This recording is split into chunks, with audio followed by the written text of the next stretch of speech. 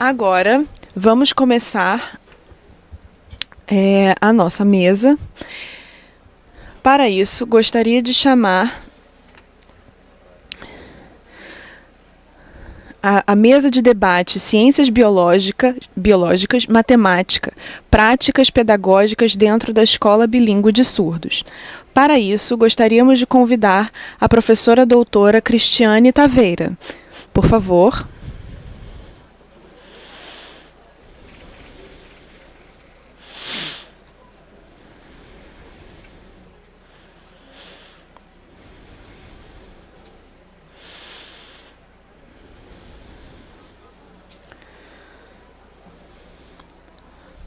Também gostaríamos de convidar os palestrantes Bárbara Camila, o sinal dela é esse.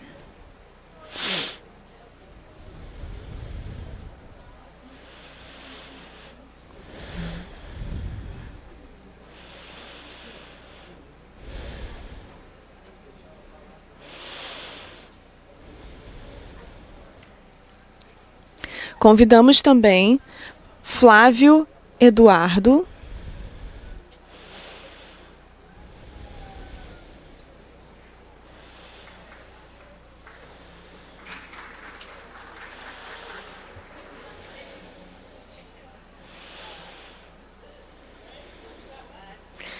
Convidamos também Manuela de Oliveira. O sinal dela é esse.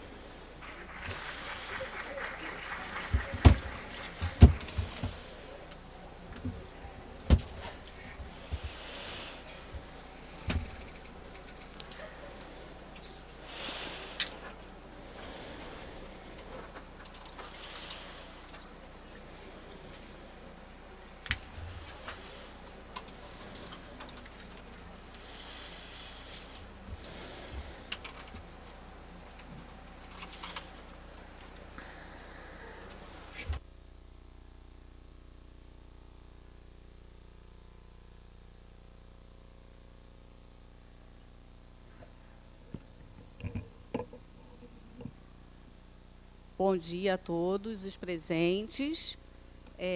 Nós agradecemos a organização do evento, pela direção do DDH-CT, a direção-geral da professora Solange Rocha, todos aqueles que estão trabalhando arduamente nesse evento, os tradutores intérpretes, os estudantes do ensino superior, os contratados para a organização, porque não é nada fácil colocarmos em ação um congresso com tantas pessoas e tantas atividades. Agradecemos ao FRJ pelos espaços cedidos e a todos os palestrantes que aqui na casa, estiveram trazendo conhecimento, dividindo, compartilhando suas práticas, seus materiais didáticos, o desenvolvimento de suas pesquisas. Então, nós daremos início a essa mesa, que tem o título Práticas de Ensino e Materiais Didáticos no INES. Eu vou apresentar um convidado a cada vez, falando um pouco da formação deles, para que depois vocês desenvolvam contato com esses profissionais, que são a prata da casa, ou seja, são professores do INES. Desculpe, para descontrair um pouco, porque todos aqui estão nervosos para auditório cheio, para passar para vocês o máximo da vivência do INES e dos professores da educação básica. Bem, a primeira a palestrar nessa mesa é a professora mestranda Bárbara Camila de Souza Carvalho, aqui no meu lado esquerdo. A formação da Bárbara é graduação em Letras Libras, graduação em Pedagogia, especialização em Libras. Atualmente, ela é mestranda em nosso mestrado profissional em Educação Bilíngue do INES, o qual eu sou professora. Ela é orientanda da professora doutora Lívia Buscácio, que também é professora do DEBASE do INES. Ela é professora da educação infantil e do primeiro segmento do ensino fundamental, com atuação também na educação de jovens e adultos. É com muito prazer que nós vamos agora nos congratular da palestra da professora Bárbara. Então, você tem 30 minutos. Bárbara, fica tranquila que eu vou cronometrar o seu tempo e vou avisar quando faltar 5 minutinhos, tá?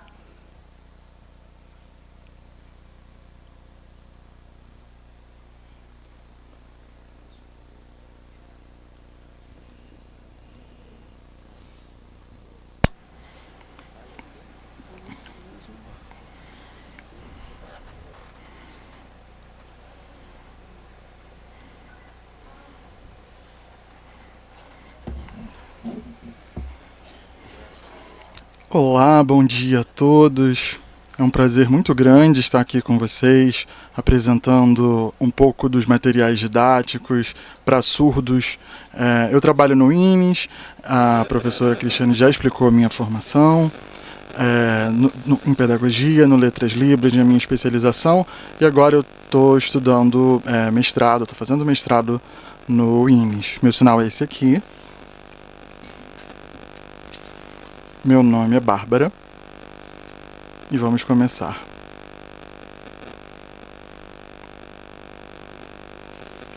No momento, eu tenho trabalhado no SEJA, que é o lugar do INES onde a gente trabalha com a educação de jovens e adultos, serviço de jovens e adultos. Assim como também trabalho no CF1, no ensino fundamental, primeiro segmento.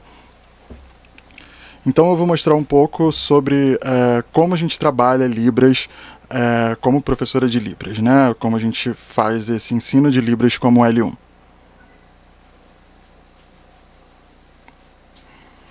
Primeiramente, como que a gente faz essa correlação entre pedagogia e o ensino de Libras dentro do EJA?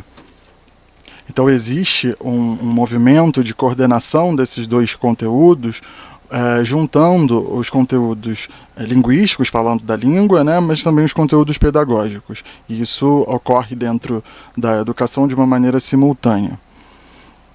Então, é muito importante essa conjunção, essa coordenação de conteúdos. Então, por exemplo, a gente junta conteúdos de alfabeto manual, de animais, e ver como que a gente coordena para trabalhar isso de maneira pedagógica, adequadamente falando. As práticas, né, desse modelo didático são muito importantes. Isso aqui que eu estou mostrando é referente ao segundo ano, então a gente fala sobre, por exemplo, animais no conteúdo de ciências e adota algumas estratégias para trabalhar a Libras junto com esse conteúdo. Então, por exemplo, trabalhamos nomes de animais e, junto a isso, trabalhamos configuração de mão. Na atividade, evidentemente, a gente trabalha com PowerPoint, com imagens dos animais, trabalha classificadores. Então, por exemplo, a gente trabalha como o cachorro anda, e aí a gente mostra a diferença do andar do cachorro para o andar do ser humano. E a partir daí a gente trabalha atividades com nomes de animais, e do lado a gente coloca desenhos, imagens, enfim. Outra atividade que a gente faz é trabalhando com a configuração de mão. Então, o sinal de cachorro, qual é a configuração de mão, procura onde é que está o cachorro ali, e aí o aluno cola, né, nesse espaço a configuração referente a esse sinal. A gente pode substituir isso também, um exercício para trabalhar a datilologia. Então, a soletração de cachorro é colada ali no espaço referente a esse animal. E a gente não tem uma preocupação tão grande com a estrutura sintática da língua portuguesa inicialmente. A gente procura trabalhar muito nesse período os sinais e essa correlação. Então, evidentemente que tem o nome, cachorro, que a criança precisa aprender, a palavra, mas esse não é o enfoque inicial. E aí a gente vai trabalhando as configurações de mão e também a soletração manual. E aí essa estratégia a gente vai usando e a criança vai colocando no quadro, nessa tabela que a gente está fazendo, como na foto que a gente está mostrando. E as pessoas podem se perguntar, talvez, como a gente utiliza o classificador, e isso acontece muito no momento da interação.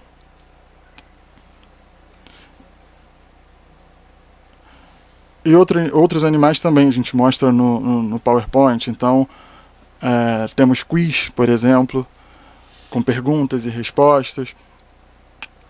E aí, como geralmente eu faço, né? Tem dois quadrinhos, escrito A, B. A gente divide a sala em duplas, e aí eu digo, olha, quem quer responder letra A, levanta a plaquinha da letra A, quem quer responder letra B, levanta a plaquinha da letra B. Então, nesse caso aqui, por exemplo, da abelha. E aí a gente pergunta, né, qual é o nome? Qual é o nome? A borboleta ou é a abelha? E qual é o sinal? E aí a gente vai trabalhando com esses alunos. É muito importante trabalhar a parte visual, né, as cores, para que esse desenvolvimento ocorra de fato.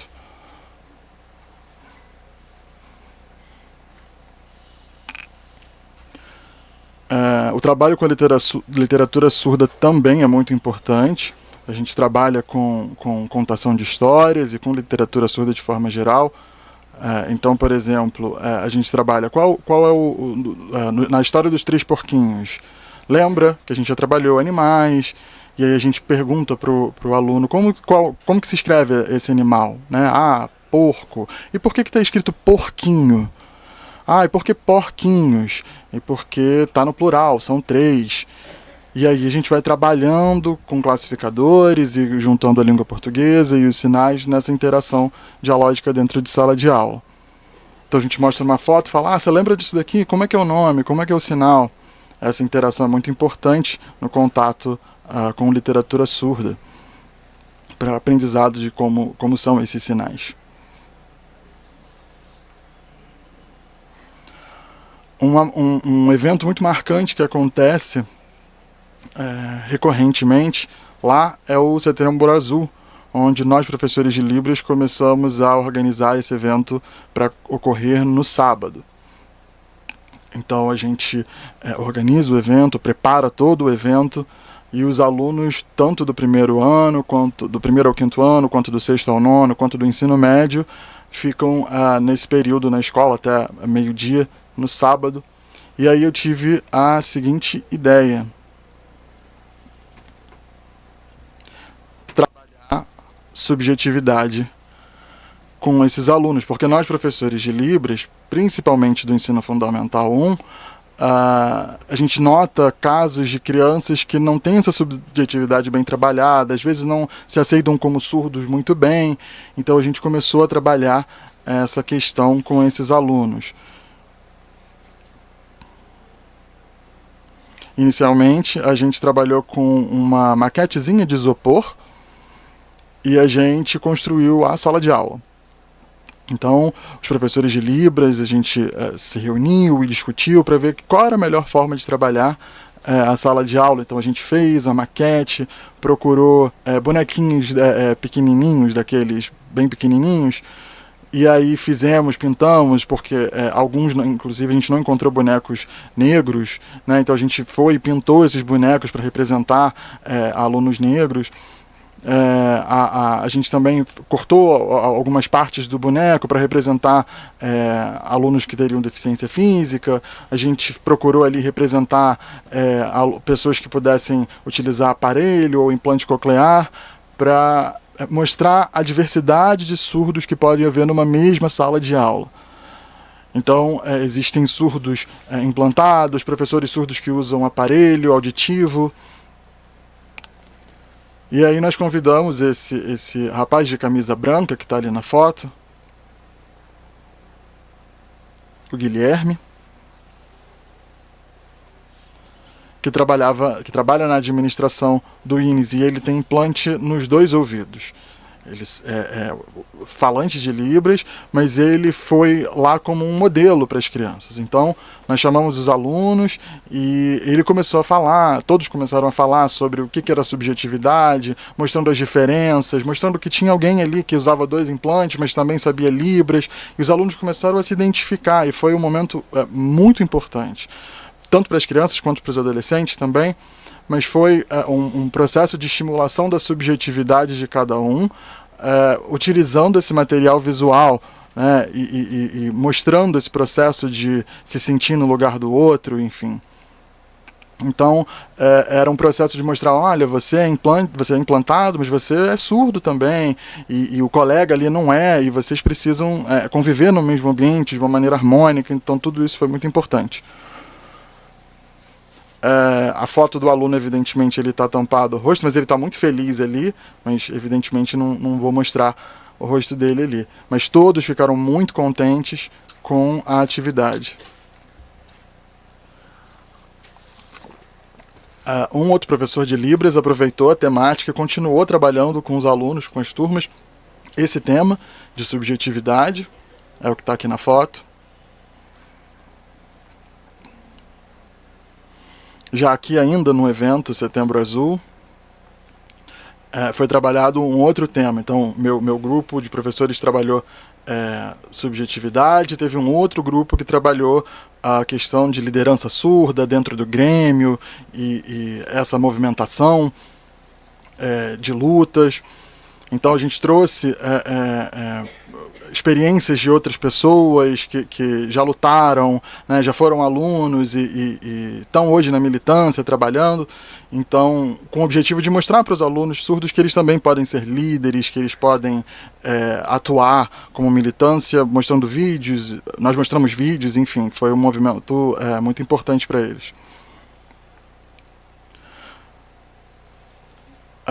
Outro momento foi esse momento do vídeo de conquistas surdas para dizer que o surdo pode fazer o que ele quiser, ele pode dirigir, ele pode atuar na sociedade de uma maneira que ele bem entender.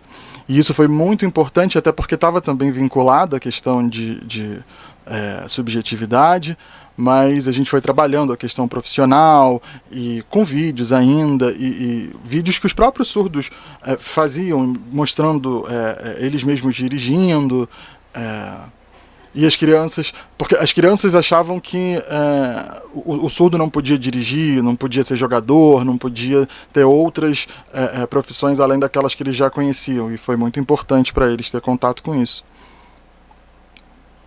Nesse momento aqui a gente trabalhou com jogos e histórias usando configurações de mão, interagindo ali com as crianças.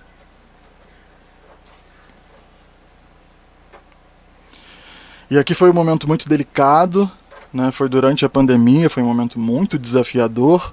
A equipe de professores de surdos ficou muito receosa de como fazer, principalmente do ensino fundamental 1. Então nós acabamos fazendo um e-mail para o grupo,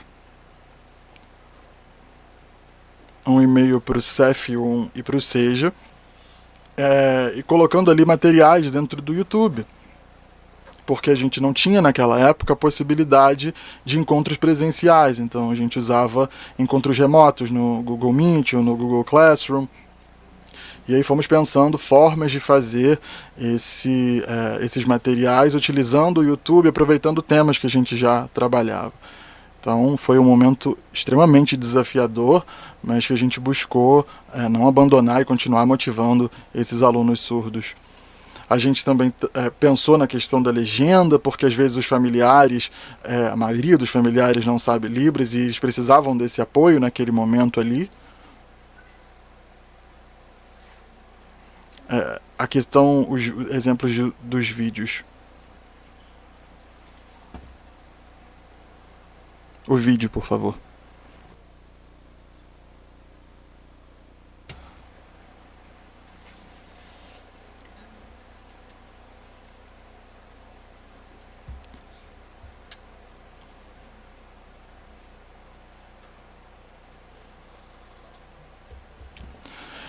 Então, o DEBASE, trabalhando com educação de surdos no INES, preparou esse material com tradução para Libras e essas informações todas que eles precisavam ter para acessar o Google Classroom, entender como seriam os planejamentos das aulas. Tem mais um vídeo.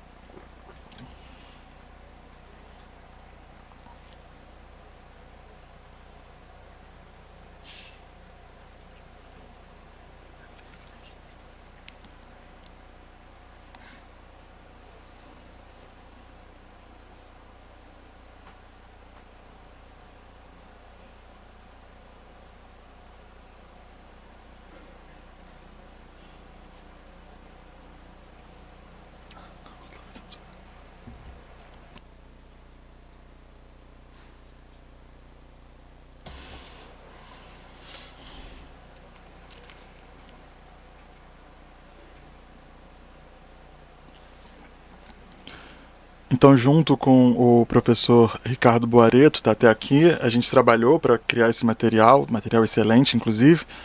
A equipe trabalhou com imagens, mais os sinais, e a gente ainda tinha a exposição de legendas ocultas no YouTube.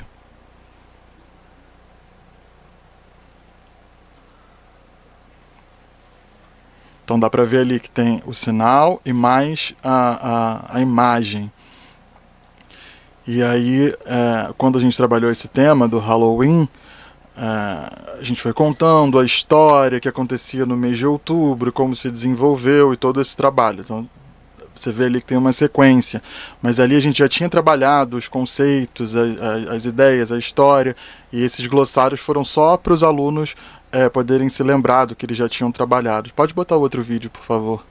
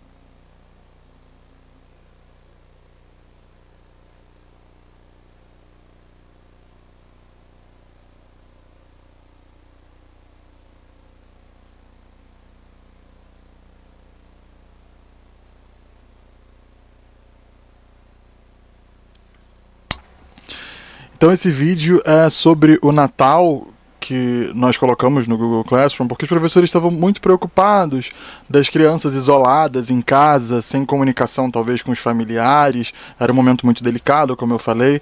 Então nós buscamos fazer a tradução de uma música natalina, e isso foi muito importante porque os alunos adoraram o material e foi o momento de trabalhar com eles mesmo à distância.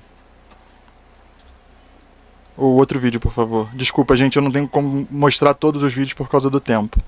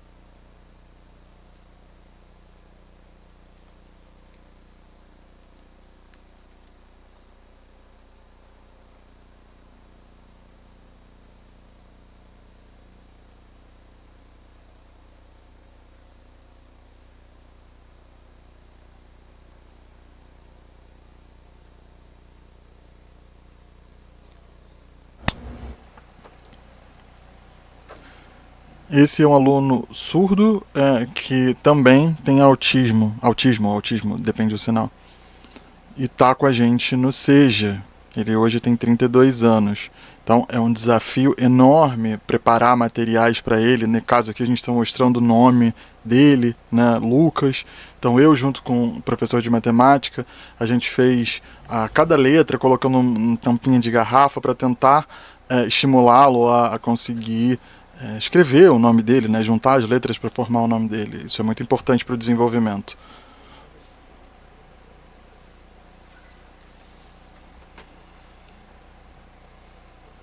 O próximo slide, por favor.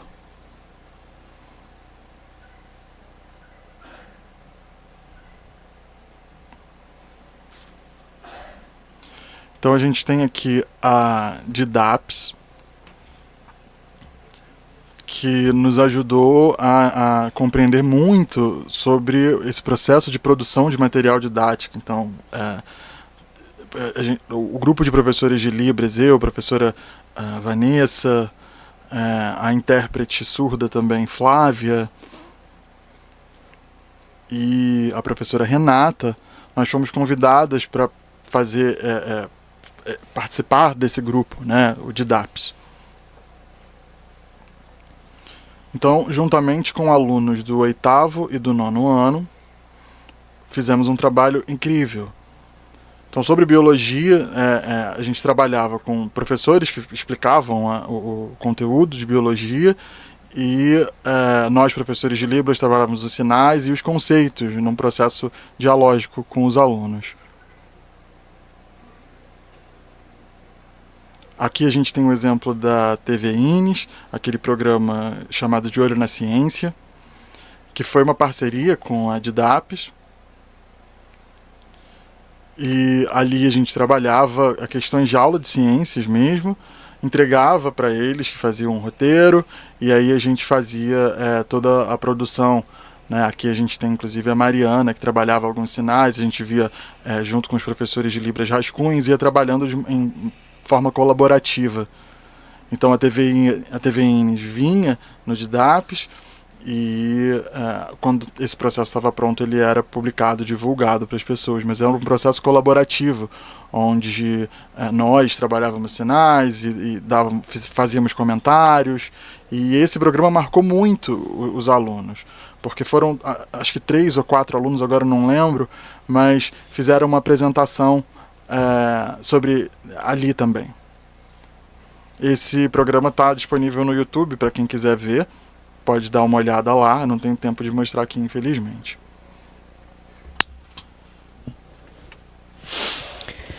Então, eu estou trazendo essas informações nos slides para mostrar que a gente apresentava os conceitos e também os sinais da área de biologia.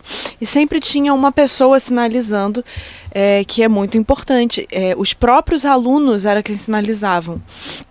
Isso deixava eles muito felizes. Muitas vezes eles eram chamados para organizar o próprio material, como que eles iam filmar, isso deixava eles bastante estimulados. A Mariana fazia isso. E era importante também conhecer o lugar. A gente foi com os alunos lá para que eles pudessem conhecendo o lugar. A Fiocruz, no caso. Pode clicar no primeiro vídeo, por favor?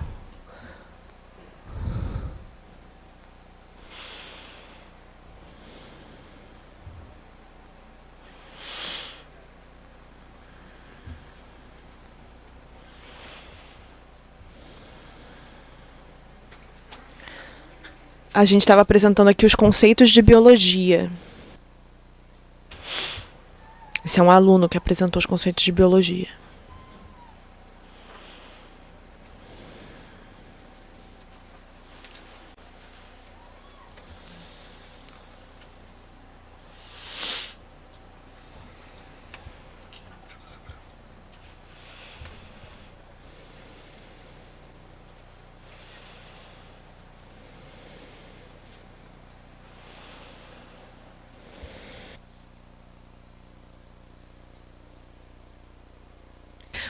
Olha que bonitinho, não é? A gente estimula eles a fazerem isso e eles começam a criar autonomia. Eu acho isso muito importante, porque o aluno se sente estimulado quando o professor dá esse apoio, quando tem essa interação, principalmente para preparar um material como esse.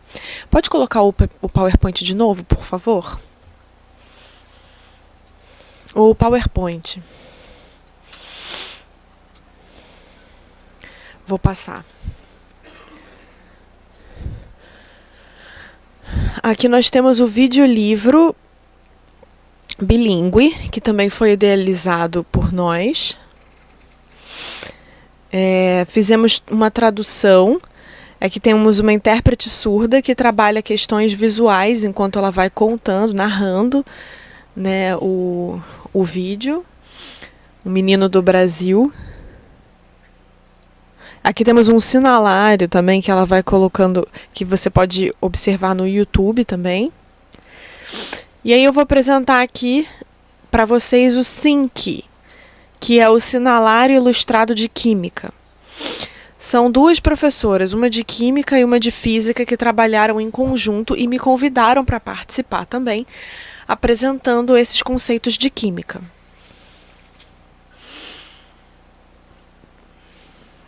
No YouTube já tem 42 sinais de química. Isso é muito importante. Aparece a imagem, o conceito e a sinalização. É um material bilíngue e visual, que é importante para os alunos poderem estudar. E isso divulga também os sinais que os alunos estão usando. A gente não pode ficar só fazendo datilologia dos conceitos. É importante termos um sinal também. E aqui, esses já estão estabelecidos. Aqui temos um exemplo, uma foto do YouTube. No YouTube você pode acessar esse material, tá? Tá no YouTube do INES. Tem 42 sinais nesse sinalário de química. E isso pode ajudar no trabalho de química, com os alunos, né, no ensino de química. Então eu encerro aqui. Gostaria de agradecer muito a atenção. Se precisarem, este é o meu contato. Então, nós parabenizamos a Bárbara. Foi uma grata presença e um trabalho valoroso da nossa aluna do programa de mestrado do INES e professora do DEBASE. A gente vê a Bárbara assim, demonstrando o saber da experiência, o saber prático, produzido no diálogo, na urgência das situações, porque ela trabalha nas urgências, inclusive, da pandemia, né? E a professora Bárbara, ela nos demonstrou aqui um percurso enorme, com a colaboração de vários núcleos de trabalho e de pesquisa do INES, nos quais a professora Bárbara faz parte, como, por exemplo, o DIDAPS. Então, a professora Bárbara, ela nos demonstra uma visão integral do ser surdo, né? A escola atuando em variadas esferas, culturais, protagonismo, a postura crítica do aluno surdo, desde as tecnologias mais simples e baixa tecnologia de baixo custo, o quadro, o diálogo, o jogo com o aluno da educação de jovens e adultos, as especificidades dos alunos da EJA, não é? A diversidade de identidades do surdo, que a todo momento a Bárbara ressalta. Não existe um surdo ideal. A mesma questionamento que os professores da escola regular fazem é o questionamento da professora Bárbara. Então, foi de uma sabedoria ímpar. A gente agradece muito a palestra da professora Bárbara. E agora vamos passar à segunda palestrante, que é a professora mestre Manuela do Vale de Oliveira.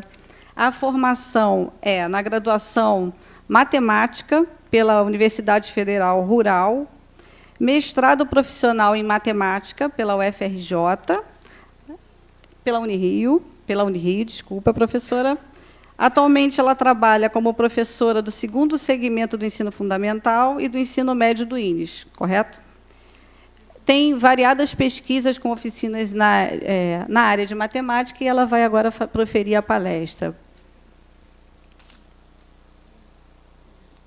Uma pergunta. Sou somente professora de matemática? Quando eu fui convidada para estar nessa mesa, eu fiquei assim meio relutante se eu viria ou não, mas fui encorajada pelos meus colegas a estarem aqui. Então, para responder essa minha pergunta, eu tive que reviver a minha linha do tempo profissional dentro do... Assim, começo minha apresentação falando sobre a minha trajetória, pois tiveram pessoas e tem pessoas que contribuem muito para a minha prática. E, além disso, a professora que chegou no INES há 18 anos atrás não é a mesma. Então, eu entro no INES no final do ano letivo de 2005. Eu não sabia nada sobre surdo, eu não sabia onde ficava o INES. Tá? Eu entrei na sala de aula, no turno da noite. Eu tive só no primeiro dia a intérprete, eu sabia que existia a língua. Para mim, todo surdo sabia oralizar, bastava eu falar devagar. E, para minha surpresa, claro, não foi isso. Então, foi um grande desafio para mim trabalhar, né, continua sendo, trabalhar dentro do INES. Lecionei por 2 anos no ensino noturno e, em 2006, fiz o curso de Libras oferecido pelo INES. E, em 2008, eu começo a lecionar no turno diurno, onde no caso, leciono até hoje. Em 2010, eu tiro licença para acompanhar meu marido. Fico 8 anos fora do Brasil e retorno em outubro. Para minha saída, todas as turmas ficaram cobertas. Então, quando eu retorno em outubro, eu sou convidada para dar reforço de matemática, para trabalhar mesmo os algoritmos de mais, menos, multiplicação e divisão no setor do primeiro segmento do fundamental, do CAP-INES, onde eu conheço a professora Silene Pereira. A professora hoje está aposentada, mas, na época, trabalhava na oficina de matemática do setor. E conversamos, ela queria fazer uma ponte, né, porque o CEF1, que é o primeiro segmento, ele tem um prédio separado do setor do CEF2 e SEMI, que é o setor do ensino fundamental, do segundo segmento e o ensino médio. Então, em 2011, eu começo na oficina de matemática, lá do setor, dando aula para o 4º e 5º ano. Eu tive muito apoio, eu troquei muito com a Silene, foi ela que me incentivou a estudar, a falar sobre numeramento. Foi uma experiência incrível. Tá? E, no mesmo ano, ao final de 2011, eu sou procurada pela professora Maria Dolores, que, em 2010, também tirou licença para cursar o doutorado. E ela me procura para falar da tese de doutorado dela, e me propõe a participar da pesquisa de campo dela com a proposta em letramento matemático. Até então, nesse período, desde lá, de 2006 até 2011, eu sempre dava aula no ensino médio. Eu nunca tinha pego, assim, foram pouquíssimos, mas o 7º ano, eu nunca tinha pego essa turma, o ano letivo, no caso, a série, né, de 7º ano. Então, eu digo que foi aqui que eu trago o meu trabalho até hoje. Foi nessa experiência que eu aprendi muito sobre fazer material didático a conviver. Tá? Então, foi um ano que eu saí da minha zona de conforto e me joguei nessa aventura. A pesquisa foi desenvolvida por 2 turmas de 7º ano, com um assistente educacional.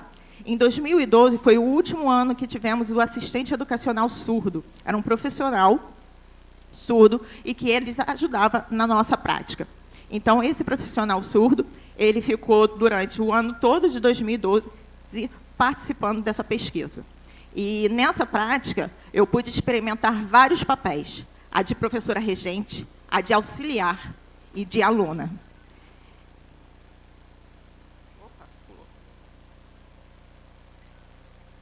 Então, nessa foto aqui, eu trago... foi aqui que eu tive a certeza que devemos trocar muito com os professores de Libras. Nesse daqui, apesar do professor, né, ser o assistente educacional, ele tinha um papel também, fazíamos uma troca. Então, eu digo que a tese da Dolores está disponível para quem vocês quiserem. Tá? E aí, em 2013, eu saio para o afastamento.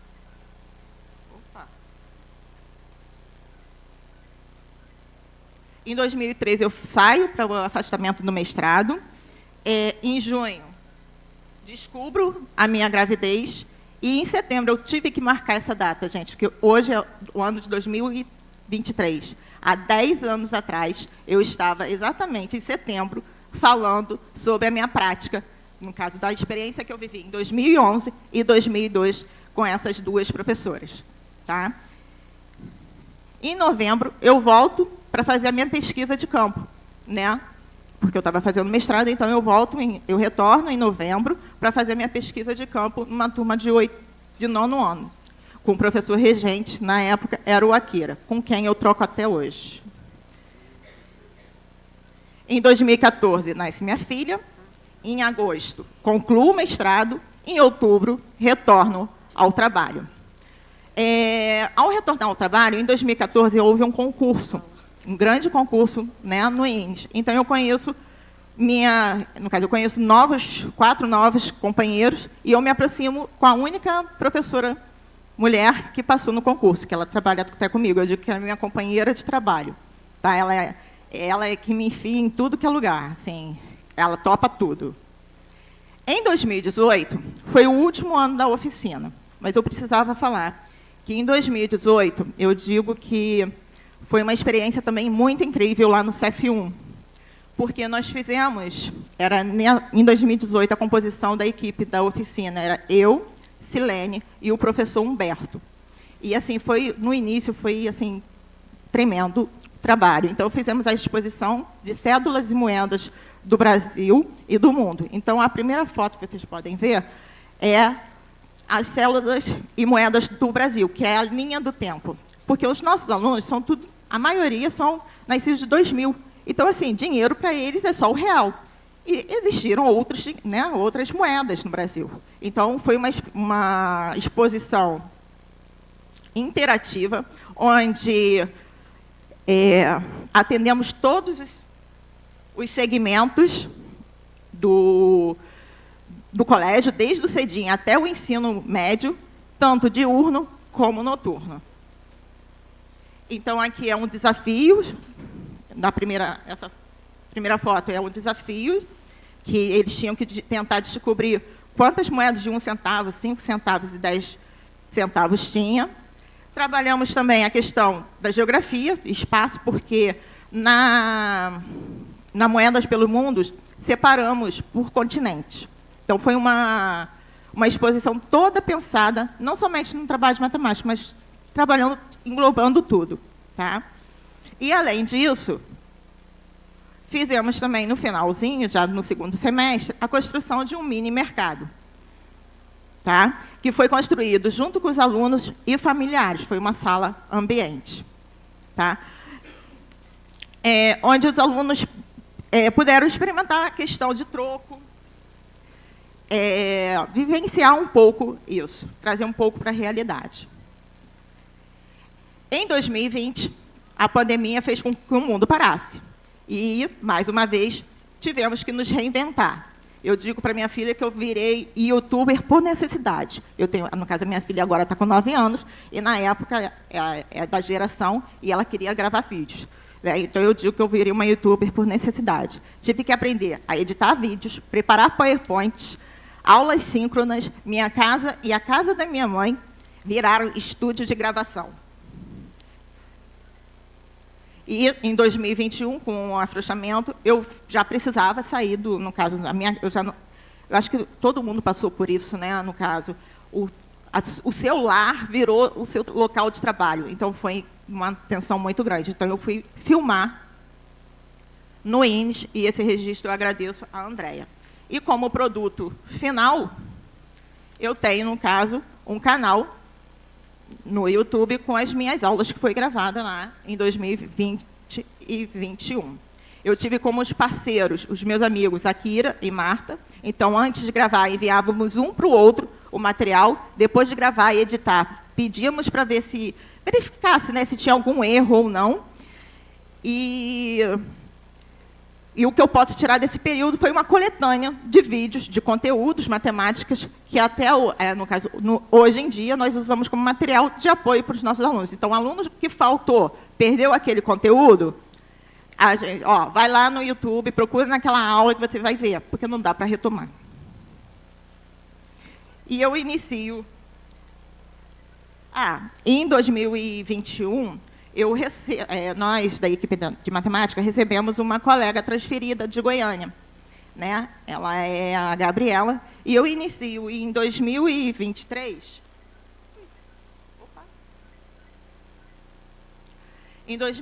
o ano de 2023, eu inicio com 2 turmas de 8º ano. E, mais uma vez, eu estou fazendo parte de uma pesquisa de campo de doutorado. Agora com essa professora que veio de Goiânia, a Gabriela Camargo, e sendo que o foco dela agora é na formação de professores que ensinam matemática para surdo. Então, eu quero agradecer aqui, porque o material... Assim, eu dou aula, eu não gravo as coisas. Então, assim, quando eu fui convidada, eu falei assim, eu não tenho nada para mostrar. Eu não tiro foto, não tiro nada. Mas, no caso, eu estou vindo aqui mostrar um pouco do meu trabalho, graças à pesquisa de campo dela. Então, eu tenho, em ambas as turmas, no caso, eu tenho 2 turmas de 8º ano. Em ambas as turmas, eu tenho alunos com cuidadores. Né? Então, eu tenho, na minha sala de aula, eu tenho os meus alunos e, além disso, a presença de cuidadores. Precisamos lembrar que foram 2 anos de pandemia, no caso de aulas remotas, e nem todos os alunos puderam participar. Assim, iniciei o conteúdo desse ano com o conteúdo do ano anterior que foi dado para eles, números decimais. A professora deles, né, falaram, eu só fiz o algoritmo, só dei a ideia dos algoritmos, trabalhei só os algoritmos. Então, para esse ano de 2023, eu resolvi, então, retomar o conteúdo trabalhado com a prática de números decimais. Então, eu vou trazer para vocês a primeira atividade, que é a leitura de etiqueta. Essa atividade de leitura de etiqueta foi exatamente a atividade que eu tive contato há 11 anos atrás com a pesquisa da Dolores. Né? Então, assim, eu digo que tem o planejamento e a realidade. Então, o meu objetivo com essa leitura de etiqueta, na matemática, era para mostrar uma aplicação da multiplicação de números decimais. Tá? E, além disso, o português escrito e a Libras também, porque eu queria saber se a vivência dos nossos alunos, o cotidiano, trabalhar validade, data, quanto tempo a gente pode consumir. Então, essa é a atividade, no caso, que eu dei para eles. Nas nossas salas do INES, tem um computador e uma televisão. Então, nós temos recursos, né, visuais. Então, eu trabalho... Eu resolvi, então, pegar uma etiqueta, que é do Supermercado Princesa. Por que do Supermercado Princesa? O Supermercado Princesa fica na Rua das Laranjeiras. E o ponto, a maioria dos nossos alunos, eles descem em frente ao Supermercado Princesa. Tem o símbolo e tem a palavra lá do supermercado. Então, eu apresentei, trouxe a empada de queijo para eles. Né? Então, a minha aula, né, foi toda voltada nesse questionamento. Qual é o nome do mercado? Qual o produto comprado? Qual é a data de embalagem? Qual é a data de validade? O peso líquido? Qual é o peso da tara? Aí, na etiqueta, vocês vão ver que está escrito Lara. Eu até comentei com o supermercado que está escrito errado, é tara. Né? E aí ele falou que ia consertar, mas eu corrigi para os meus alunos. Tá? E qual é o preço por quilo? Qual é o valor total? Em quantos dias esse produto deve ser consumido? E, para finalizar, eu dei a calculadora, pedi para eles usarem a calculadora para saber como é que faz para calcular esse total, para eles experimentarem mesmo. Soma, subtração, para eles descobrirem, né, qual é a operação que está ali por trás. Como é que surge esse total? Né? E aí, começo primeiro com a questão, qual é o nome do supermercado? Para minha surpresa, uma turma conseguiu falar princesa, fez o sinal de princesa e tentou fazer a datilologia de princesa. Já na outra turma, não consegui. Eu fiquei assim, gente, professor, várias vezes eu já me peguei assim, como assim? Eles não sabem. Aí a professora Gabriela estava filmando e eu falei assim, lembra que na próxima aula nós vamos lá no Supermercado Princesa. Eu vou mostrar para eles que eles todo dia eles precisam ir lá. E aí aproveitei para trabalhar outros conteúdos que eu ia trabalhar lá na frente. Tá? E aí eu trouxe, no caso, como eu falei, na sala de aula eu tenho um recurso de internet. Então eu botei empada, eles não conheciam a palavra empada de queijo. Aí fiz o sinal, alguns conheceram, outros não. Aí o queijo, eles fizeram frango. Eu não, existe empada de queijo e existe empada de frango. Então fomos construindo, né, nessa aula os conceitos. Então, na aula seguinte, vamos passear no supermercado Princesa. Combinei com a professora de comprar até uns lanchinhos no final para levar as etiquetas que eles vivenciaram e compraram. E aí eu aproveitei, na Rua das Laranjeiras, no caso, eu já trabalhei com eles, números negativos, e eu trabalho com eles onde eu encontro os números negativos. Então, eu aproveitei esse passeio para chamar a atenção que o Banco Bradesco tem um sinal, mas que ele também tem um nome, o nome do banco. Balada Mix, o restaurante Balada Mix. Parei para explicar. Zona Sul, que é a primeira foto, né? O Hortifruti e o Princesa. E adentramos no supermercado. E aí, como eu já tinha falado de validade, então eu explorei para eles, que nós estávamos no setor, que o supermercado é dividido em setor, líquido, então eu trabalhei ml. E lá nesse supermercado, as etiquetas, eles colocam o preço tudo com ml. Apesar da garrafa estar em litro, lá vem dizendo assim, suco de caju, 1000 ml, tanto. Só que na garrafa está lá escrito 1 litro. Então, eu fiz essa comparação. Na foto do meio é interessante que, como eu já tinha trabalhado a questão de validade com eles foram verificar que todo produto tem validade. A palavra validade eles não conheciam. Então, o sinal de validade é esse aqui. E assim, parece que morreu. E aí uns fizeram morreu. Parece que morreu. Né? Então, eu fiz uma associação, porque validade é quando fica ruim. Então, precisa ver a questão, né, da data de validade. E aí, no caso, o aluno tirando, no caso, eles levaram, foi uma aula bem interessante. Aqui foi o setor de padaria, trabalhando a questão do peso, tipo de bolo, que existe o bolo de cenoura, tipo de chocolate, né? Tudo, no caso, então, não foi uma aula só de matemática, foi uma aula toda contextualizada. Aqui eles pesquisando mesmo, né, vendo a questão do bolo, o bolo era pesado, então o preço é mais caro, né? Então, explorando mesmo. E na última foto, eu vou para o setor de limpeza, porque no setor de limpeza, assim, é uma coisa que assim, a gente não... Mas no setor de limpeza, tem a medida de comprimento. Existe lá um produto que tem a medida de comprimento, que é em centímetros vezes milímetro, que é o papel toalha. Né, tanto as folhas quanto os metros, então eu quis explorar esse setor. E aí compramos nossos lanchinhos, já tinha combinado com a professora Gabriela que eu ia pagar no dinheiro e ela ia pagar no cartão. Tá? Então, eu estou ali com a nota de 100, eu passo os produtos que eu combinei e pergunto para eles, está vendo, o total, eu vou dar R$100, precisa de troco? E aí vai discutindo. Tem alunos que têm vivência, mas tem outros que não. Então, eu estou aqui esperando o meu troco. E aqui são os produtos que nós compramos. Eu aproveitei todas essas etiquetas, tanto para variação, como para exercício de fixação.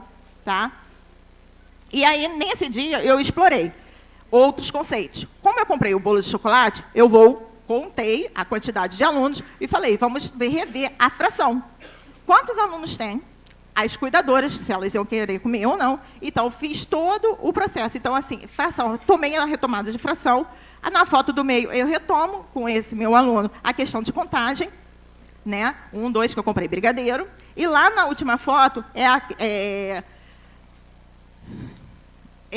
eu uso o recurso do calendário, porque quando eu faço a pergunta quantos dias tem que ser consumido, eles precisam contar os dias. Essa aqui é uma outra atividade também de etiqueta que eu trago porque eu gosto muito desse mix especial. Mas o que é granel mix especial? Eu não trabalhei com eles a palavra questão granel, mas sim um mix. Eu queria que eles experimentassem um mix. A etiqueta que eu trago para eles não é a mesma que eu estou distribuindo. Eu acabo distribuindo para eles e falo, o que tem aqui no mix? Tá? E aí eles experimentam, cheiram, tá? E vamos trabalhar o que tem no mix? Amendoim, uva passa. Eles não conheciam, tanto que na foto lá que eles estão fazendo carinha de nojo, o que é isso? É uva seca. Né? Aí não conhecia o sinal. Eu tenho, no caso, nessa turma, eu estava com a cuidadora surda, até perguntei se tinha sinal, ela falou, é uva seca. Aí eu faço esse sinal aqui, no caso de que secou, está bem. Né? E castanha do Pará, pergunto se tem sinal. Não, aí fazem só o sinal do estado, Pará.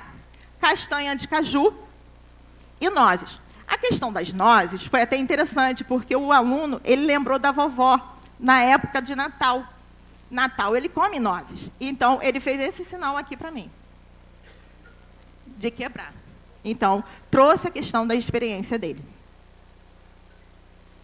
E aí, nessa foto aqui, eu trago como é que eu explorei o total, né? É o preço por quilo, a quantidade de gramas que eu comprei e o valor. Então, eu faço a operação, no caso, usando o algoritmo com eles, e aí eu trabalho também a questão do arredondamento. A questão do arredondamento foi até uma experiência que surgiu lá em 2012, que essa atividade foi aplicada em 2012. Tá? Então, eu uso hoje esse sinal de arredondar. É quase. Né? Deu R$ 7,26.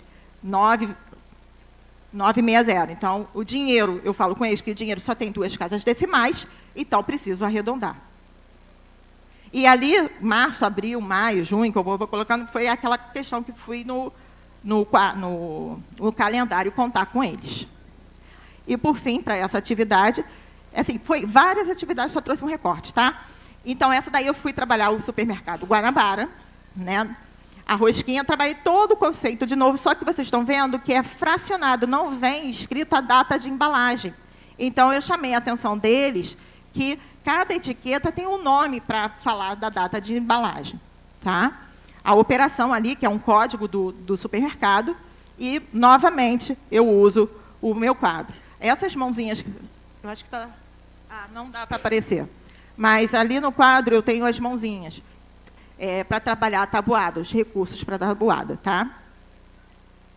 E, para finalizar, eu vou mostrar um pouco da medida de capacidade. Eu escolhi as atividades porque eu sabia que meu amigo Flávio, de biologia, ia trabalhar. Então, eu quis fazer um link com a biologia, que isso tudo o Flávio usa em biologia.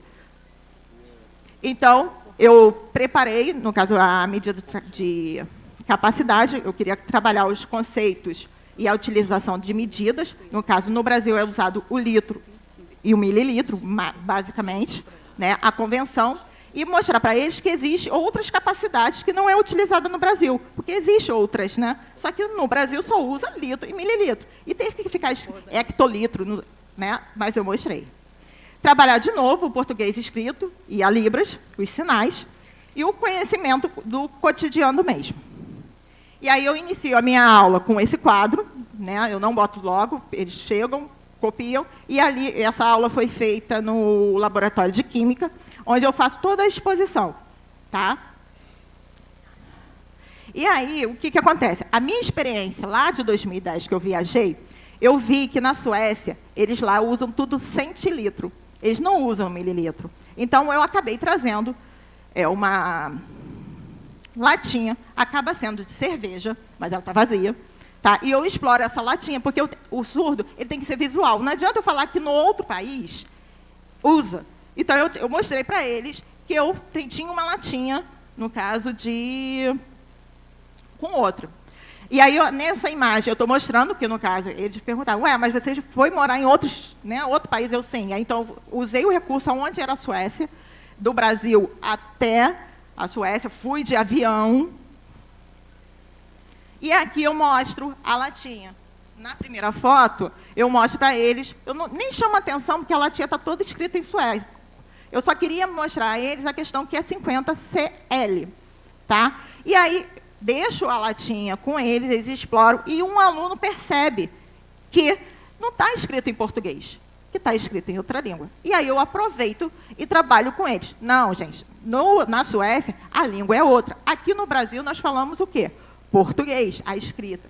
Lá, a língua é outra. Mas, professora, a senhora, como se comunicou em sueco? Aí eu expliquei, não, lá eles todos são bilíngues. No caso, é feito a questão do inglês. Então, eu me comunicava com o inglês. tá? E na última, não sei se está podendo ver, mas ali está a palavra quilograma. Porque eu, antes de trabalhar medidas de capacidade, eu medi eles e pesei. Então, trabalhei com quilo. E escrevi quilograma. Então, o que seria aquele KL? Seria o quilo litro. Aqui eu mostro a embalagem do álcool, que é o de 1 litro. Foi interessante que eles falaram, é álcool mesmo? Então, assim, na hora que eu vou passando o material para eles verem, eles botam a mão, eu falei, não é álcool de verdade. Aí teve um que foi experimentar, cheirar, para ver se era álcool de verdade. Eu falei que não, era água. Aí, a questão da curiosidade mesmo, tá? Por quê? Depois eu retorno, então. E aí eu vou explorar a importância, não só do número, e sim do que vem depois, tá? No caso, 3 litros e 3 ml. O que é 3? Aí eu pergunto, é igual? Eu só botei, a foto aí está com a embalagem, mas eu pergunto a eles, é igual ou diferente? Eles falaram que era igual. 3 litros é igual a 3 ml? Verdade? Aí eles, sim. Aí eu vou, não, peraí, vamos lá, 3 litros. Aí eu pego a garrafa e eu tinha uma seringa, né, de 5 ml, eu encho 3 ml. É igual? Aí, não. E aí eu chamo a atenção da importância do que vem depois.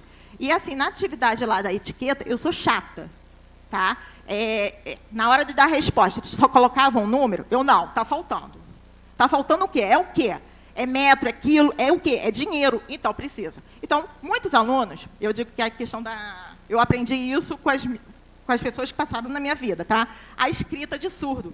Então, primeiro escreve o número e depois bota o R cifrão. Ok, mas não pode esquecer o R, no caso, o símbolo do nosso dinheiro, tá? Mas eu faço a correção.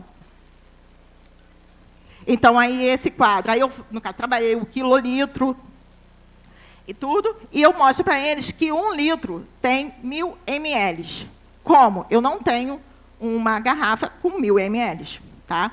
Então, eu peguei, aí na atividade eu tinha copos de vários tamanhos, e foi interessante que eu mostrei os copos, assim, eu acho que até o ouvinte, às vezes, não percebe isso, mas o copo vem lá escrito a quantidade de ml que tem aquele copo, né?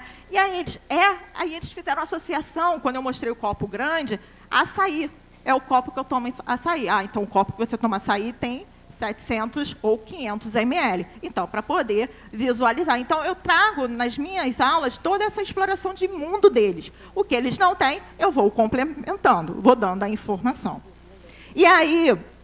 É uma questão, no caso, eu não sei quantos professores de matemática eu tenho aqui no público, mas, como o surdo é muito visual, essa questão de que 1 litro é 1000, aí você 1000 ml, aí você tem que multiplicar por 100, eu não utilizo essa estratégia de multiplicar por 10, multiplicar por 100, né?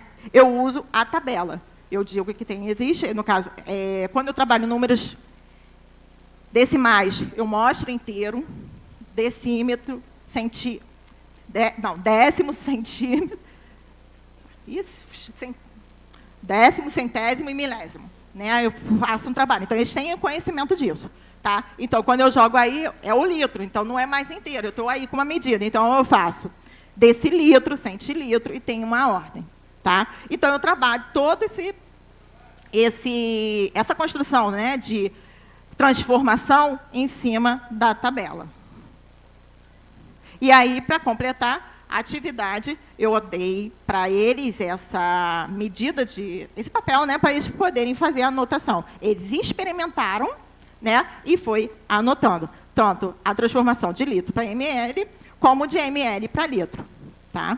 E as últimas perguntas ficou para uma outra aula, que não deu tempo. É aquela coisa que você planeja uma coisa e a realidade acaba acontecendo totalmente diferente. Então, agora, eu tenho novos desafios, né, no caso, com o meu público. Eu tenho alunos que têm muita dificuldade de aprendizagem e diferentes níveis de conhecimentos prévios. Porque o que acontece? No INES, a gente recebe alunos de fora. Então, quando vem aluno de fora, já com um papel lá, 8º ano, mas ele não tem o conhecimento básico para o 8º ano. E como eu vou recuperar esse aluno?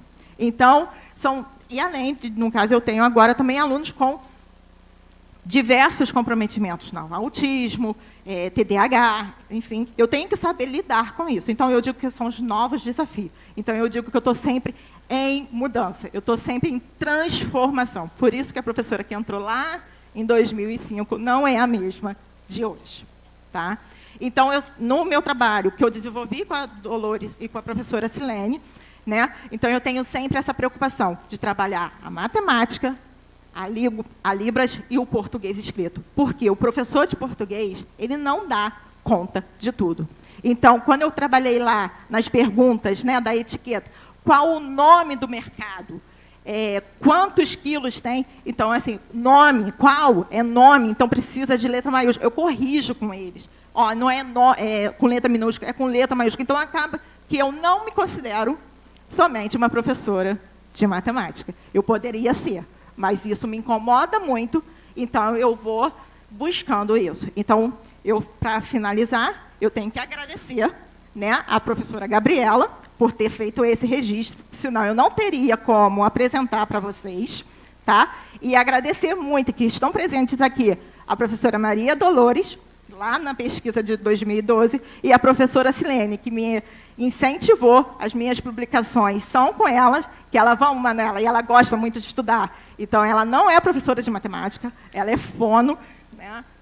No caso, tem o ensino, no caso, normal. Então, assim, mas ela ama matemática. Então, ela me puxou e eu tenho que agradecer essas duas professoras. E aos meus amigos, né, mais chegados, que é o Edson Akira, professor Akira, e a professora Marta, que são os meus parceiros. É um trio, a Gabriela está chegando agora, mas é um trio que faz troca o tempo todo. Olha, está com dificuldade, qual é a estratégia que eu posso usar? Então, trocamos o tempo todo. E, além de mais, eu preciso agradecer aos meus alunos e aos meus ex-alunos que estão presentes aqui, que, assim, a grande maioria geralmente chega para mim e fala assim, professora, saudade. Então, eu né, passei por eles, fiz alguma diferença na vida deles, né? Então, eu agradeço a oportunidade de estar aqui de novo. Como eu falei, eu pensei muito, eu fico muito nervosa em falar em público, eu prefiro a minha sala de aula, tá? É isso que eu trago para vocês.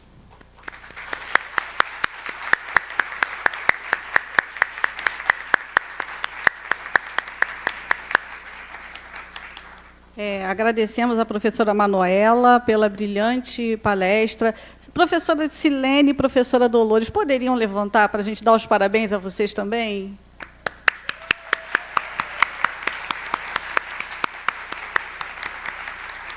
Não sei se o professor Akira, a professora Marta, poderia levantar um pouquinho, Marta? Gabriela também, Gabriela. Então, nós parabenizamos esse incrível trabalho de equipe e a tranquilidade com a qual a professora Manuela passa o trabalho dela, que não há pressa nessa interação com o aluno e a construção, que se comunica muito com Bárbara também. Aula passeio, ambiência, maquete, ir para fora e trazer o que é de fora para dentro da escola. Uma professora que se reinventa, as duas professoras se reinventam muito. E eu acho que nunca mais deixaremos de usar as plataformas, né? Um árduo trabalho de colocar os conteúdos, os materiais, os vídeos na plataforma, e a gente nunca mais deixou de utilizá-la como material de consulta do nosso alunado. Então, agora, a gente vai passar a palavra para o professor doutor Flávio Eduardo Pinto da Silva. Tem longa trajetória de formação na UFRJ, formado em Ciências Biológicas, mestrado em Química, doutorado em Educação, Difusão e Gestão em Biociências, pós-doutorado na área de Bioquímica Médica. Um fato marcante que a gente, lendo o currículo Lattes do professor, a gente verifica, ele inaugurou o Laboratório Didático de Ciências para Surdos na UFRJ. E, atualmente, ele é professor e coordenador do Espaço de Pesquisa e Ensino de Ciências Aplicadas no INES. Então, o senhor está com a palavra. Quero agradecer, primeiramente, a presença de todos aqui. Alguns eu já conheço de outros congressos, estão sempre participando do COINES. Isso mostra que estão na luta por uma melhor educação dos surdos em suas cidades, em seus municípios. Então, primeiro de tudo, agradecer a vocês. Agradecer aos meus alunos também que estão aqui participando desse COINES, que eu sei que para eles é difícil eles virem e ficarem aqui o dia inteiro. Então, agradeço também aos alunos. Quem passou pela UFRJ sempre fala que a gente sai da UFRJ, mas a UFRJ não sai da gente, né? A gente fala que é filho da Minerva, que é da deusa sabedoria. E a última vez que eu estive aqui nesse palanque, nesse palco, eu estava morrendo de nervoso porque era a minha formatura. Isso foi em 2003. E eu lembro quando eu cheguei na UFRJ, a gente chega com medo do que vai ter, dos professores, da matéria, da dificuldade que tem para se formar. E quando a gente está saindo, a gente fica preocupado com o que vai ser o futuro. Então, eu quero dizer para os alunos que estão aqui, ou para os profissionais que estão na caminhada, que vale a pena seguir a trilha. Várias vezes você pode pensar que esse não é o caminho, talvez pelas dificuldades da vida, mas não. Continue trilhando, que você vai chegar, o universo vai fazer com que você chegue naquilo que você tem sonhado. Então, esse, para mim, aqui é um exemplo muito, muito vivo disso. Quero já começar pelos agradecimentos, porque eu sei que eu vou esquecer, que quando eu sou uma pessoa muito distraída, que quando eu me formei, botaram a música, eu acho que os surdos talvez não conheçam a banda, é bem antiga, era Balão Mágico. E aí, eu não entendi por que botaram essa música para mim, mas era porque eu era uma pessoa distraída, era uma música do Cometa. Então, eu quero já agradecer todo mundo que faz parte desse trabalho. Quero agradecer o pessoal do administrativo, que faz com que esse COINES funcione. Quero agradecer o pessoal da comissão por ter me convidado. Eu também fiquei na dúvida se aceitava ou não, como a Manuela, porque eu estava envolvido no trabalho com os alunos, e como eles iam apresentar pôster, eu não sabia se eu participava, se eu não participava. Então, assim, a minha apresentação nem tem muitos dados, é mais fotos mesmo, vai ser rápida, mas já quero agradecer o pessoal da comissão pelo convite, ao André, que é diretor do DDHCT, e a Dani, principalmente a Dani, que fica aturando as minhas reclamações o tempo todo pelo WhatsApp e pedidos. Então, muito obrigado pelo convite. E vamos lá, eu me formei pela UFRJ, fiz doutorado aqui também, e a minha tese de doutorado foi ensino de ciências para jovens surdos. Então, eu conheci os surdos aqui na UFRJ. Eram alunos do INES, que estudavam à tarde e vinham para cá de manhã participar do meu doutorado. E a minha tese de doutorado era um ensino de ciências totalmente prático e visual para os alunos surdos. Isso foi uma quebra de paradigma na academia, porque a forma de avaliação aqui, de onde eu estava, que era o Instituto de Bioquímica,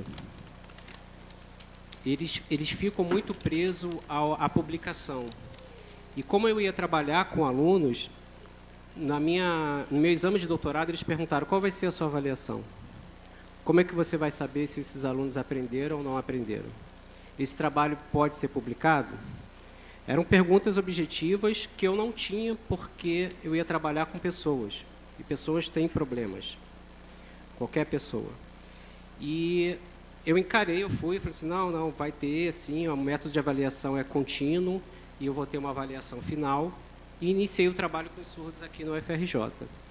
A gente montou um laboratório para os surdos, lá na Bioquímica, porque não dava para trabalhar no laboratório junto com graduandos, porque poderia atrapalhar a pesquisa deles.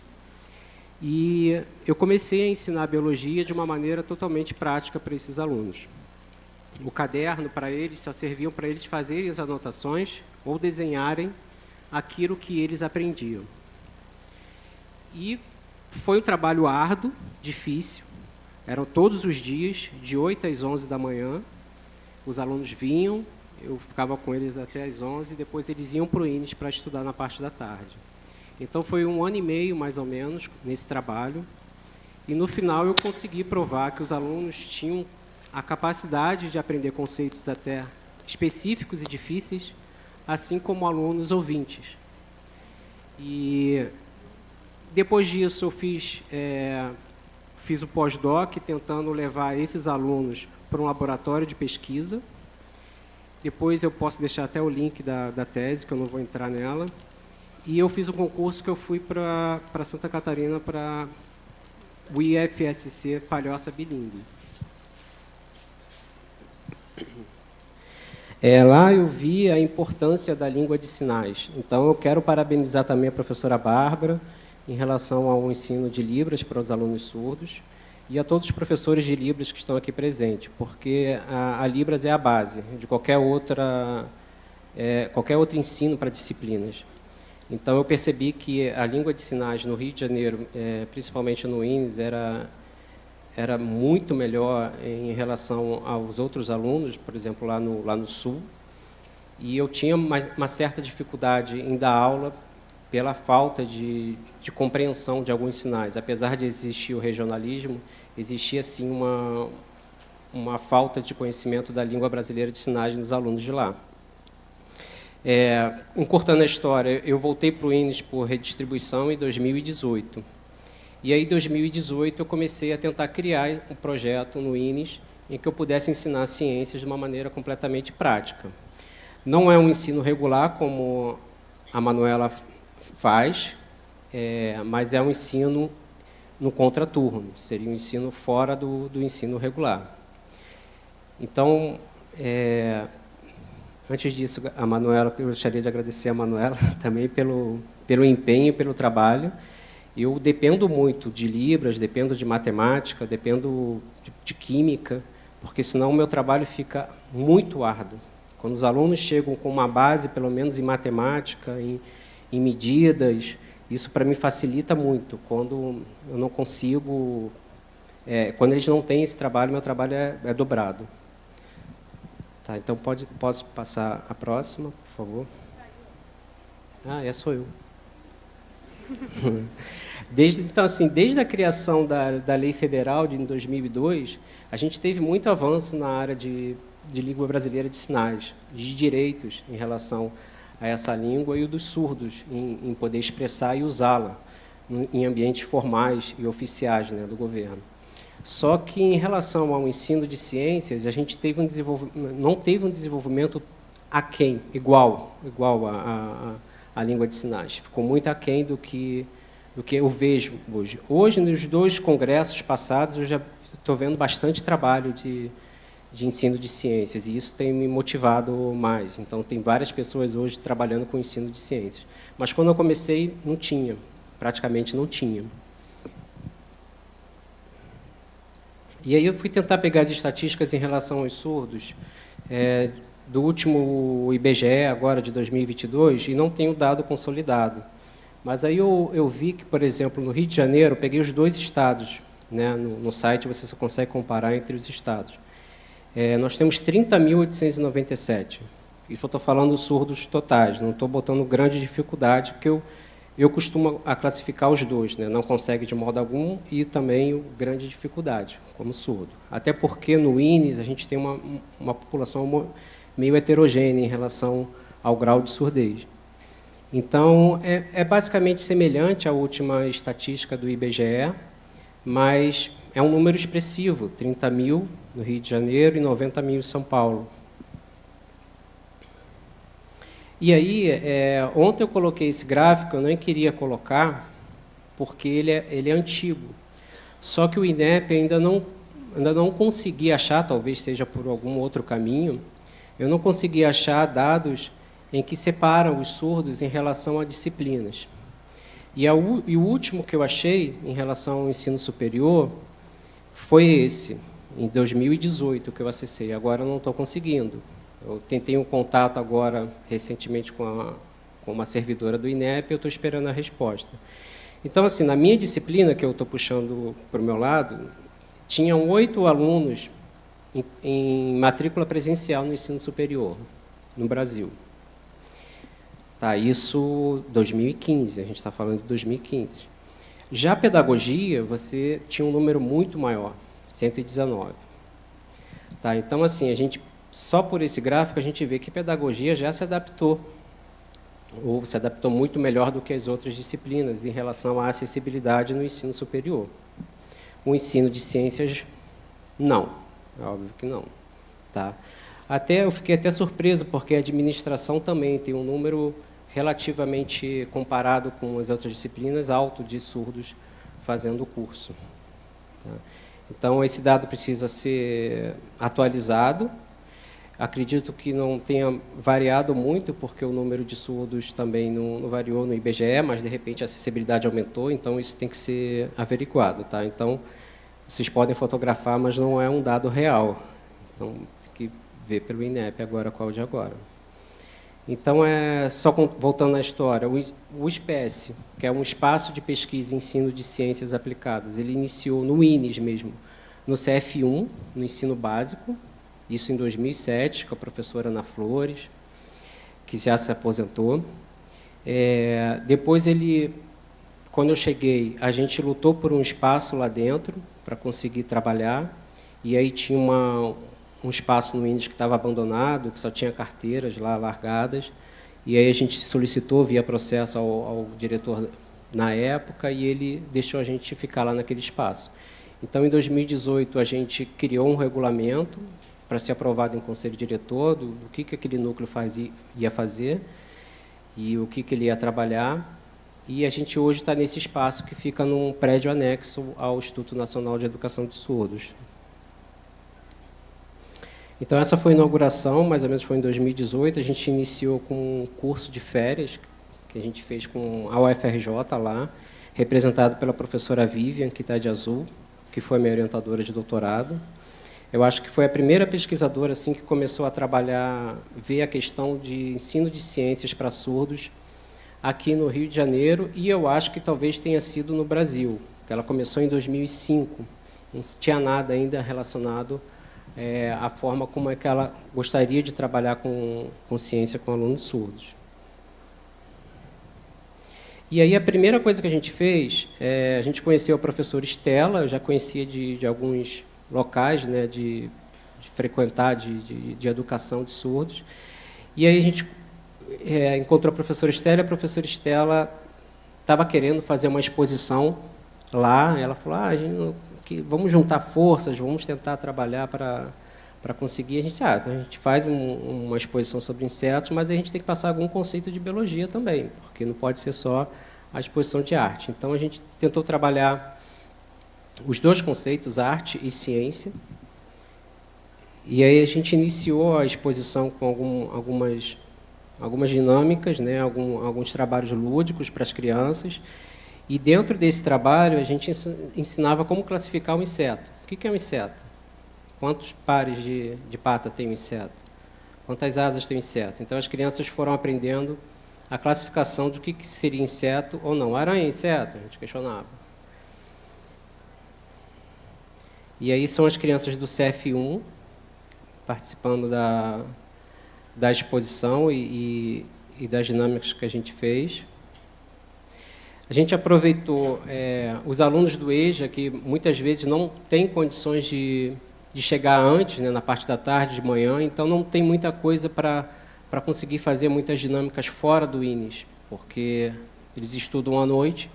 Então a gente falou assim, a gente tem que tentar pegar esses alunos da noite também para poder participar. Então a gente ficava alguns períodos à noite para poder abranger todos os alunos da noite e eles também poderem participar dessa. E aí a gente ensinava qual a diferença. Eles conheciam às vezes o inseto pelo desenho. E a gente falava, esse aqui é uma formiga? Só 4 patas? E aí a gente começava a desconstruir alguns conceitos que eles tinham em relação à exposição e aos insetos que a gente estava fazendo. E aí, como é que é o trabalho no SPSA? A gente tem intervenções pontuais no ensino fundamental. Às vezes, uma professora vem com uma demanda e quer trabalhar com um aluno algum tema. A gente faz uma reunião e cria uma dinâmica para isso. A gente tem um curso de extensão que é no contraturno, à tarde, com os alunos do ensino médio. Tem as parcerias internas, que a gente faz, às vezes, com o DESU e com o CF1. E as parcerias interinstitucionais, que é, por exemplo, o INES e o FRJ, que a gente começou desde 2007 ou 2008, fazendo cursos regulares 2 vezes por ano com os alunos do INES. Então, isso aqui é um exemplo da gente atuando, por exemplo, no CF1. Então, esses são os primeiros alunos que participaram do SPECE, que eram alunos do ensino médio. Então, assim, é um conhecimento de surdo passando para surdo, que é completamente diferente de ouvinte para surdo. Eu vi isso na minha tese de doutorado. Eu, mesmo sabendo Libras, eu tentava passar um conceito para o surdo que ele não entendia.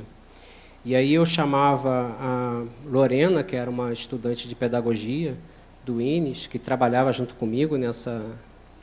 E eu falava, Lorena, tenta, por favor, falar para ele que o conceito é esse, aí não estou entendendo.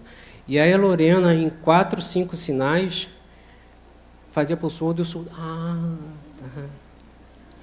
Aí eu ficava, mas Lorena, o que tu falou para ele? Ah, eu expliquei isso, isso, isso. Eu falei, mas eu expliquei isso, isso, isso. Como é que pode você conseguir e eu não? E isso me chamava muita atenção. Toda vez que tinha um conceito difícil, no início, quando eu não sabia Libras, tinha um intérprete, o intérprete era maravilhoso também, mas até o intérprete, às vezes, falava assim, professor, eu posso tentar explicar da minha maneira? Eu falava, pode, vai lá, explica. E aí o intérprete tentava se virar nos 30, explicando, com várias estratégias, e aí o surdo assim... Aí, Lorena, tenta explicar isso para ele. Aí a Lorena ia, explicava da maneira dela, com os sinais dela, a ordem. Aí o surdo, tá. Então, assim, é uma diferença que a gente não consegue ter. Tem algumas coisas que somente de surdo para surdo consegue uma compreensão total do que é passado. Então, a gente também trabalha, e às vezes, em colaboração com o CF1, com o CEDIM, com a professora Roberta também. Sempre que a gente acha algo interessante que seja bom para passar para os pequenos, a gente dá a ideia. Se o professor agarra, a gente vai. Se a professora aceita, a gente vai. Se o professor não aceita, aí não tem como trabalhar. A gente tenta trabalhar também alguns cursos de extensão para os funcionários do INES, para os técnicos, com temas relevantes. Nesse caso, o professor Tiago, a professora Aline, que organizaram esse curso de extensão, e aí a gente convidou professores da UFRJ para ir lá, da Unirio, para ir dar palestra para os funcionários, né, do INES. Esse trabalho aqui eu achei também super legal, porque isso é uma proposta do professor Tiago, pedagogo. Eu gosto de trabalhar muito com pedagogo, porque o pedagogo me bota no chão. Eu estou lá em cima na compreensão, nos conceitos de ciência, aí o Tiago chega, Flávio, eles não vão entender nada disso que você está falando aí me puxa para baixo. São alunos do ensino fundamental 1, não dá para você fazer. Aí muda tudo, todo o meu planejamento muda por conta do pedagogo, e fica bem melhor. É óbvio que fica bem melhor. Então, o Tiago teve essa proposta de ir nesse CIEP, porque lá tinha um aluno surdo, no meio de todos os ouvintes. E esse aluno ficava deslocado na turma.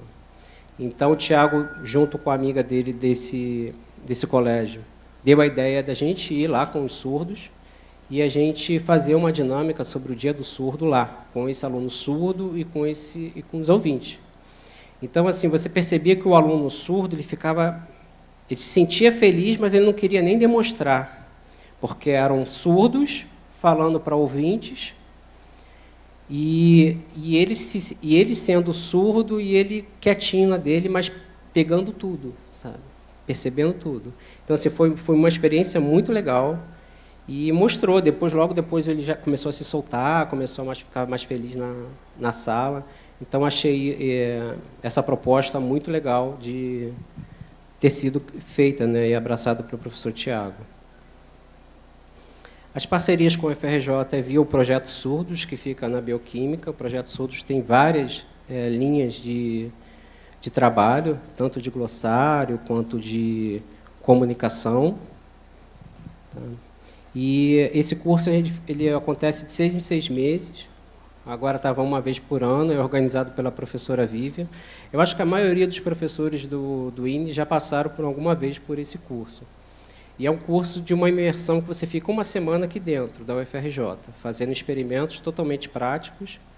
E no final dessa semana você tem que apresentar o que você teve de resultados desses experimentos. Você só dá o tema e os alunos que fazem as perguntas. Eu vou mostrar mais para frente. Então, é um curso totalmente visual. A base da minha tese de doutorado foi praticamente essa. É um curso de férias que eu fiz quase que eterno, né? Cansativo. Então, quais seriam os objetivos do SPECE?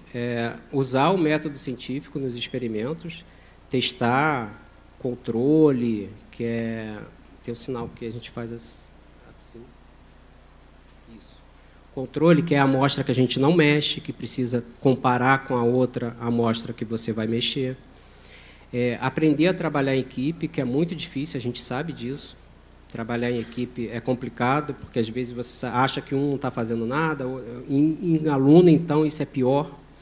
Mas eles precisam aprender a trabalhar em equipe, conhecer as principais técnicas de laboratório, trabalhar a autoestima do estudante, mostrar que ele é capaz, que ele consegue, e estimular para que ele não só veja no futuro dele, sem querer desmerecer Libras, letras Libras, mas em português, pedagogia, mas mostrar também que ele pode tentar uma faculdade de biologia, pode tentar uma faculdade de matemática, química, o que ele gostar, o que ele quiser.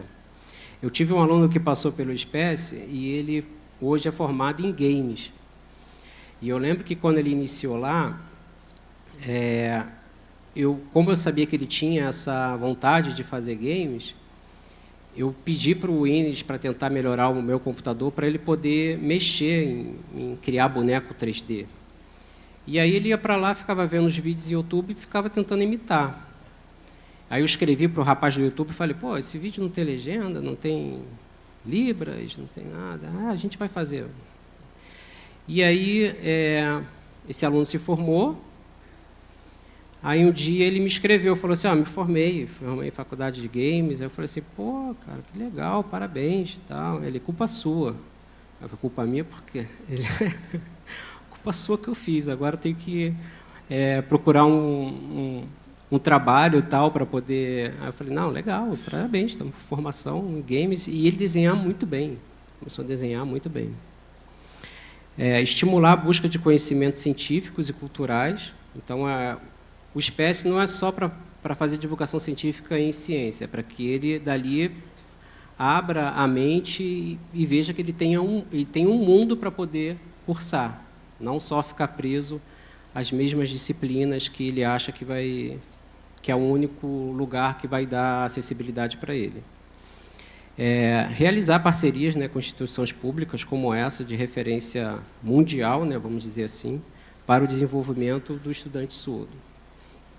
O último item, que seria capacitar tecnicamente os alunos para atuar no laboratório de ciência, isso é uma formação que seria uma formação técnica, e aí não depende só de mim, depende da minha diretora, que deve estar por aí em algum lugar, e dos funcionários do INES, né, direção do INES, em implantar um curso técnico para que eles saiam do INES com uma formação.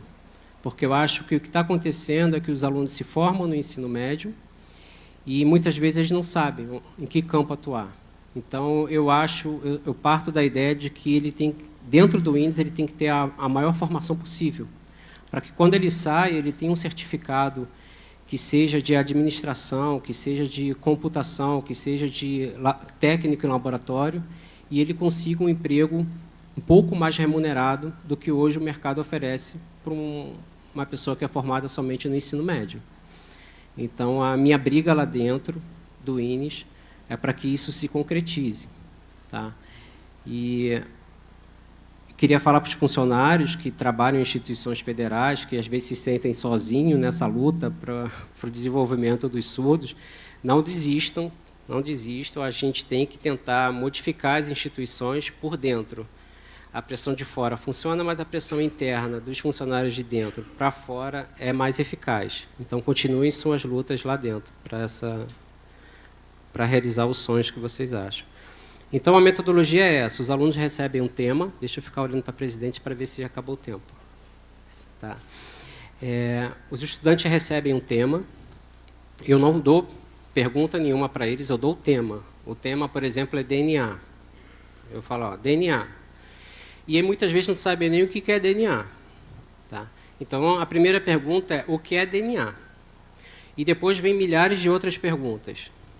Então, por exemplo, eles elaboram as perguntas deles, fazem os experimentos que eles acham que vão encontrar aquelas respostas, daquelas perguntas, anotam os resultados, discutem e depois apresentam. Qual é o meu papel? O meu papel é orientar.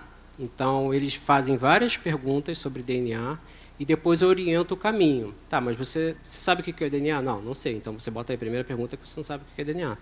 Você sabe onde está o DNA? Também não sei. Mas eu quero saber se espremer um cravo tem a ver com DNA. Eu bota aí, espremer um cravo tem a ver com DNA. E eles fazem perguntas as mais variadas possíveis. No final, eu consigo responder o que é DNA, onde está o DNA, a pergunta do cravo, a pergunta da circulação, a pergunta que não tem a ver com o tema em si, mas é a resposta que eles precisam para fechar a conclusão. Então, no final, eles apresentam o que eles aprenderam durante o módulo. Tá? Costuma ser uma duração de 1 a 2 semanas, mas às vezes atrasa. Isso aqui foi bem no início, a primeira turma. Vi que o quadro até lá em cima era pequenininho, peguei emprestado com alguém.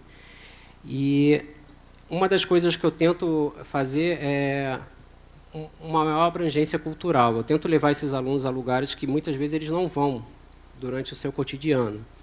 Porque eu acho que se você quer ter um desenvolvimento cognitivo melhor de qualquer pessoa, você tem que ter acesso à cultura, acesso à arte, acesso a todos os tipos de conhecimento que fazem com que você abra sua mente para outras coisas. Então, eu tento levar no final de cada semestre, ou 2 vezes por semestre, esses alunos a algum tipo de lugar diferente.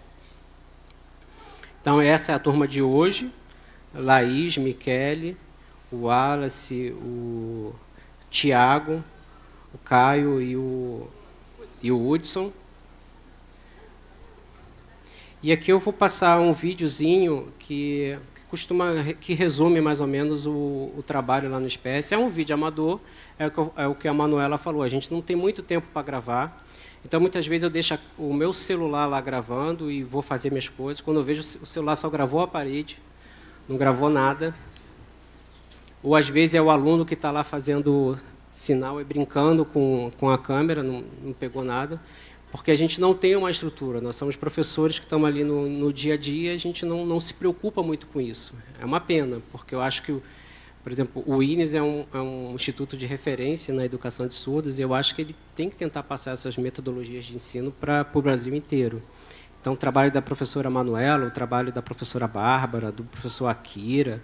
Então, são trabalhos da professora Silene, que começou com uma oficina no Ensino Fundamental 1, de extrema importância, que foi descontinuado, ela se aposentou, então eu acho que tem que retomar. Os alunos que vinham do CF1 já chegavam no ensino médio muito bem em matemática. Então, acho que a gente tem que lutar por esses espaços, tanto de continuidade do trabalho como de divulgação. Então, vou passar um vídeo rapidinho, são 2 minutos, e mais 2 slides e encerra.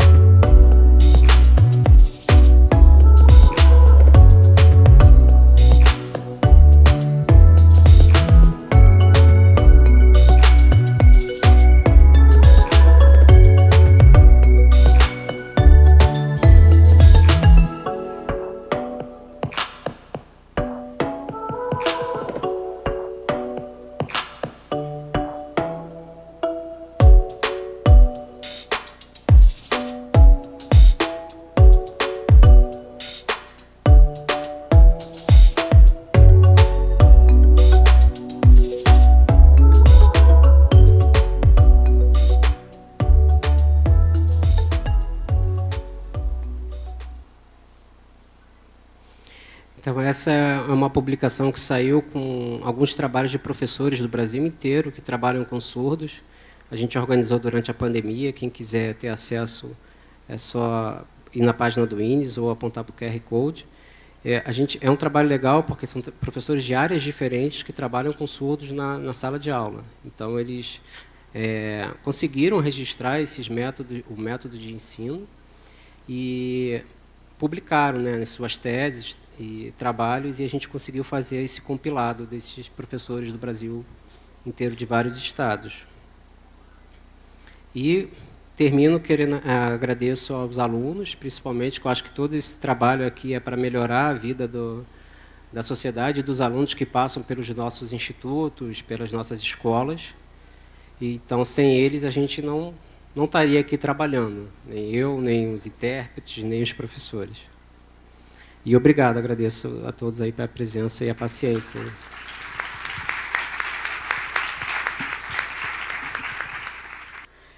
A estarem presentes na apresentação dos pôsteres que estão aqui do lado de fora, no hall. E a gente agradece aos professores que abrilhantaram aqui a nossa manhã. Tá? Um nosso muito obrigado também aos alunos que estão presentes do DEBASE e do ensino superior e aos vários congressistas, os participantes que se inscreveram e vieram das diversas regiões do país. Tá? Então, muito obrigado e bom congresso.